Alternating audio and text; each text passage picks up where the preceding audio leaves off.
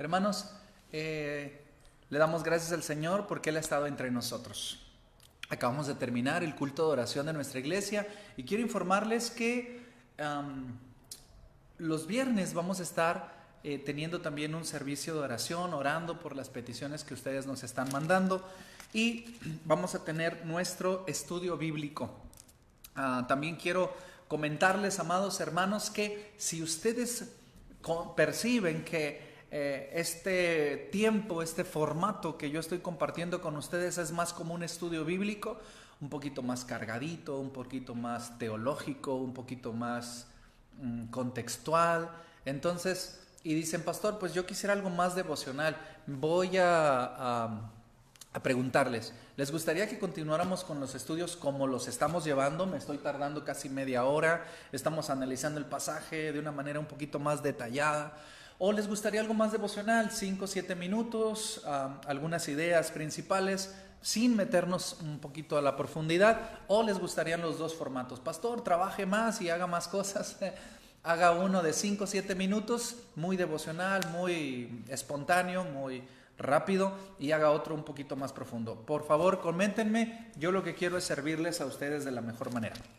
Ahora, vamos al capítulo número 7 del libro de los Hechos. Está aquí en la pantalla. Hoy vamos a ver la conclusión, la segunda parte.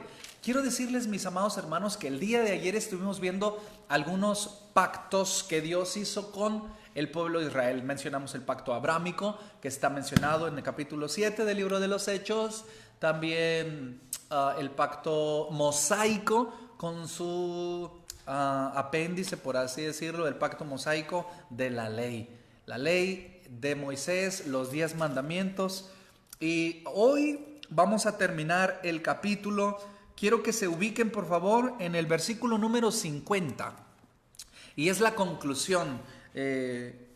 Esteban lanza 3 preguntas. Dice: ¿qué casa me edificarán? Dice el Señor. ¿O cuál será el lugar de mi reposo? Versículo 50. ¿No hizo mi mano todas estas cosas? En ese momento, como que el sermón, el discurso, la plática, la exposición de la palabra del Señor de Esteban ha llegado a su clímax máximo. Empezó hablando de Abraham, continuó hablando de cómo Abraham, la historia llegó hasta el Éxodo, y luego comentó, dio cátedra acerca de los eventos de Moisés, y ahorita ya menciona que David prometió construir templo, Salomón lo construye, y al final, ya como si usted pudiera graficar, está en el punto máximo de lo que es el apasionamiento del discurso.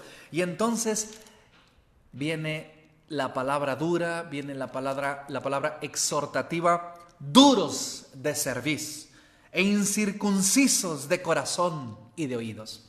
Interesante que haya usado la palabra incircuncisos. Recordemos que le está hablando ¿a quiénes? Le está hablando a los sacerdotes, a los principales, a la crema innata religiosa de aquel tiempo. Y les dice incircuncisos. Está muy fuerte. Porque a la verdad ellos eran circuncisos. Circuncisos en la carne.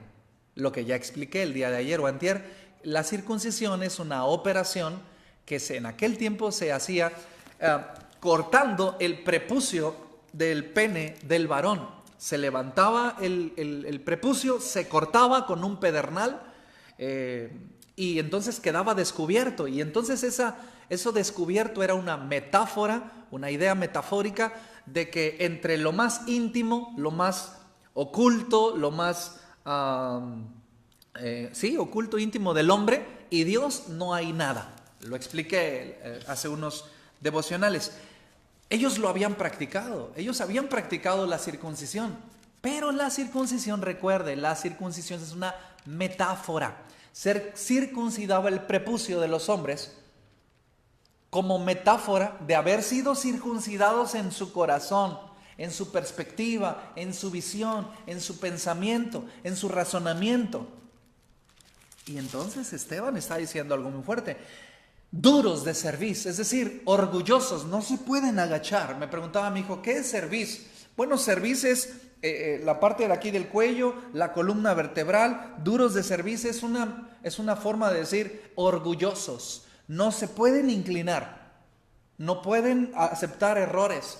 Duros de cerviz e incircuncisos de corazón y de oídos. Sus oídos y su corazón no estaban circuncidados. ¿Qué significa esto? Todavía había estorbos entre lo íntimo de su corazón y Jehová Dios. Todavía había estorbos entre lo íntimo de su entendimiento y Dios. Es una sinécdoque lo que está usando. Incircuncisos de oídos, pero no se refiere a los oídos estos, sino se refiere a la manera de captar la visión de Dios. Escuchan, oyen, pero no comprenden, no interiorizan. Incircuncisos de corazón, de visión, de emoción, de sentimiento, de perspectiva, de amor. Incircuncisos y de oídos. No enseñables, le estaba diciendo. Orgullosos, no enseñables, duros. Qué fuertes palabras, ¿no? Y así es como él termina su discurso. Ustedes resisten siempre al Espíritu Santo. Y le había contado la historia de Abraham y le había contado la historia de Moisés para que ellos se dieran cuenta de cómo sus antepasados habían resistido con el becerro de oro y habían resistido a Moisés diciéndole: ¿quién te puso por sobre nosotros como gobernador? Y en su discurso, que ustedes revisen, les va a decir: bueno, no quisieron aceptar, pero al final lo vinieron aceptando. Y cuando les dice: siempre resisten al Espíritu Santo, como sus padres, así también ustedes. Amados hermanos en Cristo, estas palabras no pudieron haberle caído muy bien, no fueron algo agradable. Estamos en el versículo número 51, dice: e incircuncisos de corazón y oídos, ustedes resisten siempre al Espíritu Santo. Oiga, interesante que incluye al Espíritu Santo. No está incluyendo, resisten la palabra de Dios, resisten la Torá, resisten la enseñanza de Jehová, resisten, no se pudo haber dicho cualquier otra frase, pero dice: resisten al Espíritu Santo. Ahora, note esta expresión: ustedes resisten siempre al Espíritu Santo, como sus padres, como sus antepasados. Y aquí quiero detenerme un poquito. ¿Dónde está el Espíritu Santo en el Antiguo Testamento? ¿Dónde está el Espíritu Santo en el ministerio de Moisés? ¿Dónde está el Espíritu Santo en el ministerio de Abraham? Es una buena pregunta. Si tú vas, explícitamente no vas a encontrar: y el Espíritu Santo puso un carnero atado por los cuernos a las espaldas de Abraham cuando éste iba a sacrificar a su hijo. No lo vas a ver textual ni explícito, pero ¿sabes qué? El ministerio del Espíritu Santo no es nuevo testamentario. El ministerio del Espíritu Santo es siempre, desde la eternidad y hasta la eternidad. El Espíritu Santo de Dios se manifiesta. Se manifestó en los santos hombres del Antiguo Testamento y en los santos hombres del Nuevo Testamento. ¿No me cree? Mire la revelación de la palabra. Ustedes resisten siempre al Espíritu Santo, como sus padres. Así también ustedes. En el Antiguo Testamento se resistió el poder del Espíritu Santo revelado en la ley. Quisieron ir por el becerro. Revelado en la ley, los 10 mandamientos. Hicieron mandamientos de hombre. Usted recordará el Corbán. El Corbán, Jesucristo incluso les dijo: ustedes van a dar su ofrenda, pero no dan su ofrenda porque dicen: es Corbán. ¿Qué significaba? Bueno, en lugar de dárselo a mis padres, se los doy al templo. Y entonces ellos se sentían en libertad de negociar a quién le daban la ofrenda y a quién le daban, si a sus padres o al templo. Mandamientos de hombres. Ahora, vea lo que está pasando aquí. Versículo número 52. ¿A cuál de los profetas no persiguieron sus padres? Es una pregunta retórica. Es decir, ¿a cuál de los profetas no persiguieron sus antepasados? Es decir, a todos. Y si usted puede recordar que, cierto, a todos los profetas del Antiguo Testamento fueron agredidos. Todos los profetas del Antiguo Testamento fueron menospreciados. y por el pueblo precisamente. Dice, ¿a cuál de los profetas no persiguieron sus padres? Y mataron a los que anunciaron de antemano la venida del justo con J mayúscula. ¿A quién crees tú que se signifique justo con J mayúscula? Y mataron a los que anunciaron de antemano, o sea, anteriormente, con antelación, la venida del justo, de quien ustedes ahora han sido entregadores y matadores. Se lo voy a poner en buen español mexicano. Dice, ustedes siempre han perseguido a los que vienen de parte de Dios y han matado a los que le anunciaron que el Cristo aparecería y vendría en estos tiempos. Sin embargo, aquellos mataron a los profetas, pero ustedes han entregado y matado al justo, al Cristo. Y ustedes recibieron la ley por disposición de ángeles y no la guardaron. Ahora, esto se requeriría tiempo para explicar cómo es que apareció el término ángeles aquí. ¿Se acuerda de Hebreos capítulo 1, versículo 1, 2 y 3? Y al final del 3, o si no mal recuerdo, el 4, que dice que la revelación nos fue dada en el Antiguo Testamento por medio de los profetas, pero en estos postreros tiempos nos ha venido por medio de Jesucristo. Se lo voy a leer mejor para que no divague yo con mi mente, no recordando específicamente las palabras. Mire lo que dice el versículo 4 del capítulo 1 del libro de los Hebreos. Hecho tanto superior a los ángeles, expresándose así de Jesucristo, cuanto heredó más excelente nombre que ellos. En el primer siglo, hablar de ángeles era hablar de los mensajeros de Dios. Era cultura general y era de conocimiento, de dominio público, por así decirlo, de todos los judíos, de que la ley les había venido por medio de los ángeles, por medio de mensajeros. Las revelaciones de Dios siempre se le atribuyeron a los mensajeros de Dios. Por eso dice aquí, ustedes recibieron la ley por disposición de ángeles.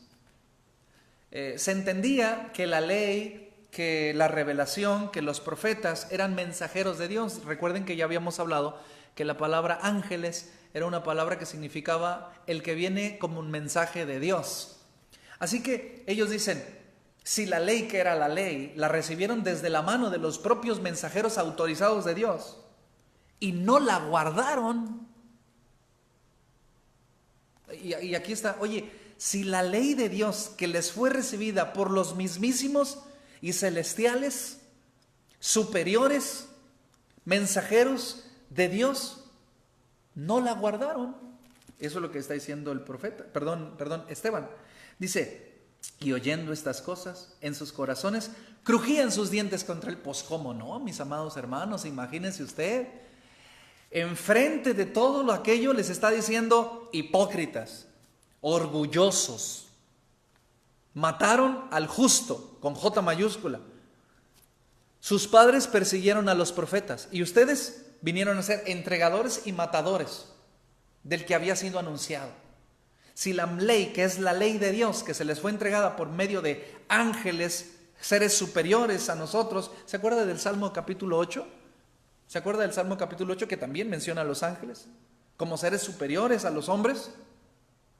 Como seres superiores en revelación, en posición. Ahora, ¿qué es lo que está pasando aquí? Ellos están enojados. Oyendo estas cosas se enfurecieron en su corazón y crujían sus dientes contra él. Y eso de crujían los dientes es una manera metafórica también de decir, pues estaban bastante molestos. Pero Esteban, lleno del Espíritu Santo, puestos los ojos en el cielo, vio la gloria de Dios y a Jesús que estaba a la diestra de Dios y dijo, he aquí veo a los cielos abiertos y al Hijo del Hombre que está a la diestra de Dios. Revelación. Yo no sé si ustedes se acuerdan alguien más que tuvo este tipo de revelaciones. ¿Sí? También nuestro Señor Jesucristo. Los cielos abiertos y los ángeles sirviéndole.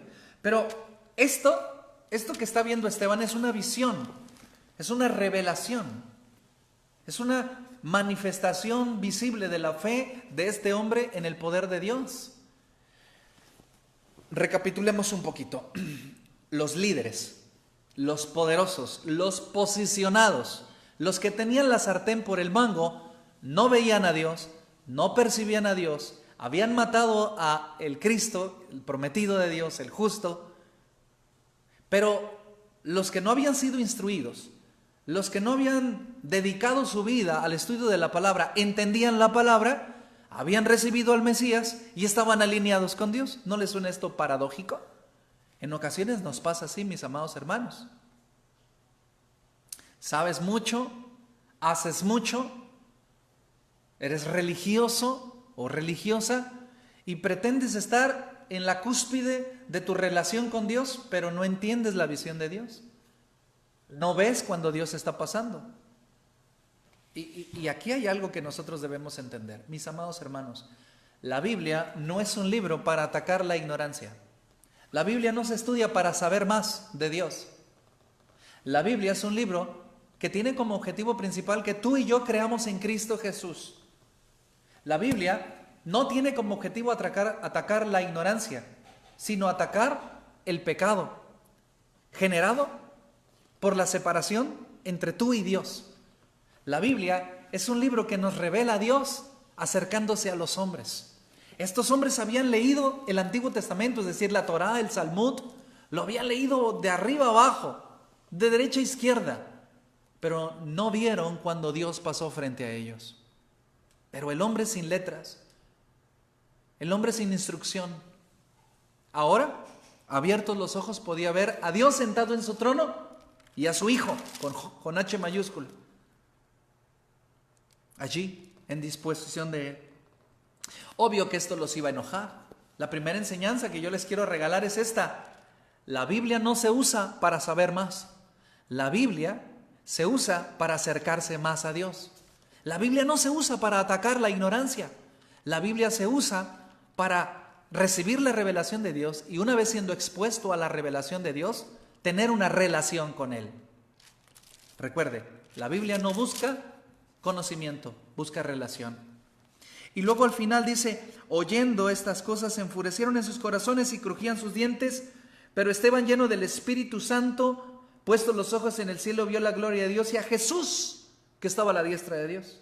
Y eso es bastante revelador, porque el Antiguo Testamento dice: siéntate a mi diestra, en el libro de Moisés. Y también David hace una referencia: siéntate a mi diestra, le dijo el Señor a mi Señor. Y usa la palabra Adonai. Entonces ellos, dando grandes voces, se taparon los oídos y arremetieron a una contra él. Se taparon los oídos. Mi hermano, ya los tenían tapados. Es interesante. Se taparon los oídos, pero su corazón no estaba circuncidado. Y sus oídos no estaban circuncidados. Se taparon los oídos incircuncisos. Es una señal de reprobar lo que Esteban está diciendo. Y al final, dice la palabra del Señor, arremetieron a una contra él. Y echándole fuera de la ciudad, le apedrearon, y los testigos pusieron sus ropas a los pies de un joven que se llamaba Saulo. Y aquí es donde aparece, Saulo de Tarso. Y puesto de rodillas, clamó a gran voz, diciendo: Señor, no les tomes en cuenta este pecado. Y habiendo dicho esto, interesante que el texto está usando la palabra durmió. ¿Se acuerdan quién más dijo esto? No les tomes en cuenta este pecado. Hay similitudes entre la pasión de Cristo y la lapidación de Esteban. ¿Ve los cielos abiertos? No les tomes en cuenta este pecado. La Biblia dice: mayores cosas que estas ustedes harán. Y creo que Esteban fue una de las primeras personas que estuvo aprendiendo de Jesús, pero también estuvo reproduciendo el modelo de Cristo Jesús. Y aquí hay otra cosa que aprender, mis amados hermanos. Dice la palabra del Señor: le apedreaban a Esteban mientras invocaba y decía: Señor Jesús, recibe mi espíritu. Amado, Saulo de Tarso está ahí paradito. Le arrancaron la túnica y la pusieron a los pies. Y hay una expresión cultural acerca de esto. Que hayan puesto las ropas a los pies de Saulo significaba que él era el que estaba consintiendo el inicio de la lapidación. Es decir, todos tomaron sus piedras y Y hasta que alguien diera la orden, hasta que alguien diera el visto bueno, y parece ser que el que dio el visto bueno, el inicien ahora ya con la lapidación, fue Saulo de Tarso. ¿Se acuerda? Que Tarso está cerca de, bueno, está dentro de la provincia de Cirene, y entonces dijimos que esta discusión y esta lapidación empezó con una argumentación en contra de alguno de los de Cirene. Por eso algunos escritores y biblistas pensamos que entre los de Cirene estaba Saulo y que Saulo siguió todo el proceso. Y que Saulo, habiendo sido alumno de Gamaliel, tenía cierta influencia. Y ustedes, al leer las cartas de Romanos, de Corintios, de parte del apóstol Pablo, se pueden dar cuenta que era una persona bastante inteligente, bastante detallista, muy reflexivo, y no tendríamos el menor reparo en pensar que Saulo era uno de los líderes de la sinagoga de su lugar, de donde él era originario. Y que hayan puesto las ropas a los pies de él, parece ser que él es el primero que está dando la autoridad. ¿Por qué menciono todo esto? Pareciera tragedia, pareciera obscuridad, pareciera caótico la lapidación del diácono Esteban. Pero muere Esteban, se apaga la luz del ministerio de Esteban y aparece Saulo. Aparece el hombre que va a escribir 13 cartas del Nuevo Testamento, que va a hacer 4 viajes misioneros y que en una de sus promesas quería llegar hasta España. Ay, yo le digo al Señor, Señor, ¿por qué no permitiste que Saulo llegara a España? ¿Cómo nos hubiera ido mejor a los mexicanos? ¿Entiende el contexto? En 1517 vienen los españoles. ¿Qué nos hubieran traído los españoles si Pablo hubiera llegado a España? Pero la historia y la voluntad de Dios fue otra. Y ahora nosotros como mexicanos estamos inundando las calles de nuestras ciudades con el evangelio que Pablo predicaba y que no pudo predicar España y que no nos llegó sino siglos después por los anglosajones desde el norte de México. El Señor tiene sus planes. ¿No le parece caótico que cuando estén apedreando a Esteban surja Saulo? ¿No le parece como irónicamente un pase de estafeta? Esteban entrega la estafeta a Saulo porque la luz de Esteban se apaga y aparece en escena como primera ocasión Saulo. Y a partir de allí vamos a ver un recorrido de Saulo hasta Pablo. Y de Pablo hasta Pablo apóstol. Amados hermanos, es emocionante el libro de los Hechos y parece que la lapidación y el martirio de Esteban es el parteaguas. ¿Se acuerda de Hechos capítulo 1 versículo 8? Y me seréis testigos en Jerusalén, en Judea, en Samaria y hasta lo último en la tierra. Hasta este momento histórico, Hechos capítulo 7 versículos 60, solamente habían sido testigos en Jerusalén. Pero hay unos autores de libros que dicen que la muerte de Esteban fue el detonante de la persecución de la iglesia. Le voy a hacer una pregunta muy difícil. ¿Cree usted que fue necesario el sacrificio de Esteban para despertar a la iglesia a salir de Jerusalén? La Biblia dice, me seréis testigos en Jerusalén, pero no habían llegado a Samaria. No habían llegado. No habían llegado a Galilea, no habían llegado a Decápolis, no habían llegado al Ponto, a Galacia, a Creta, no habían llegado a Roma, no habían llegado a lo último de la tierra. Algunos autores, entre ellos algunos autores latinoamericanos, mencionan que la iglesia primitiva estaba bastante cómoda en Jerusalén. Todo estaba en bonanza, el crecimiento de la iglesia, los discípulos, todo estaba bien. ¿Para qué moverse? Pero el sacrificio de Esteban fue el evento detonante que sacó a la iglesia hacia la gran comisión fuera de Jerusalén. Y a partir de aquí, usted y yo podríamos estar graficando los versículos con los capítulos para decir dónde la iglesia predicó en Judea, dónde predica Samaria y dónde va a ir avanzando hasta lo último de la tierra. Quiero hacer una reflexión con usted. ¿No será que Dios a veces mete a la iglesia en caos para sacarla de su comodidad y de su confort? ¿No será que algunos Esteban están siendo lapidados para que nosotros salgamos a las calles? En el mejor sentido de la palabra, no estoy incitando a que salga a las calles ahora en medio del coronavirus, pero que salgamos a predicar el evangelio en redes sociales. Sube a tu Instagram algún texto, evangeliza tu Facebook, ponle el sabor cristiano al TikTok. Es en serio lo que estoy hablando. Necesitamos inundar las redes sociales, las calles, los espectaculares, el YouTube con mensajes de Cristo Jesús. ¿No será que el coronavirus y el conflicto económico, social, político que se nos avecina en la iglesia es como la lapidación de Esteban para despertar a la iglesia y que vaya a cumplir su misión? Se los dejo a reflexión para que ustedes y yo pensemos un momento.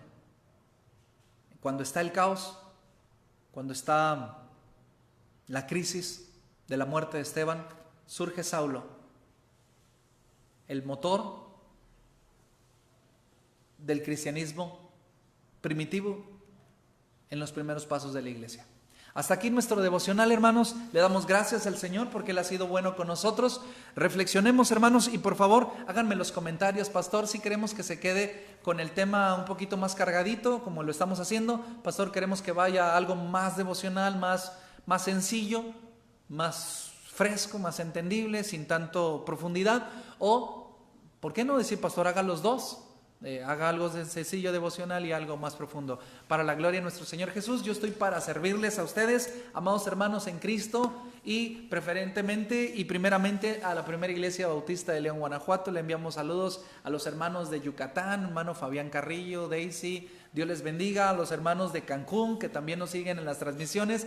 Bendecimos a los hermanos de Matamoros, Tamaulipas, de Tampico, de Ciudad Victoria. También nos están escuchando en Monterrey, Nuevo León. Me dijeron que les mandara saludos, por eso estoy tomándome el tiempo. A Oaxaca, a los hermanos de La Pino, primera iglesia nazarena de Oaxaca, la familia León.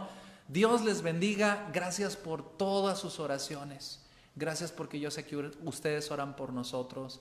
Gracias por los hermanos que nos escuchan en la Unión Americana, mi familia, mis primos. Gracias porque yo sé que ustedes están orando por mí. Bendecimos el nombre de Jesús por la vida de todos ustedes. Gracias, hermano Luis, buen día, por seguir las transmisiones.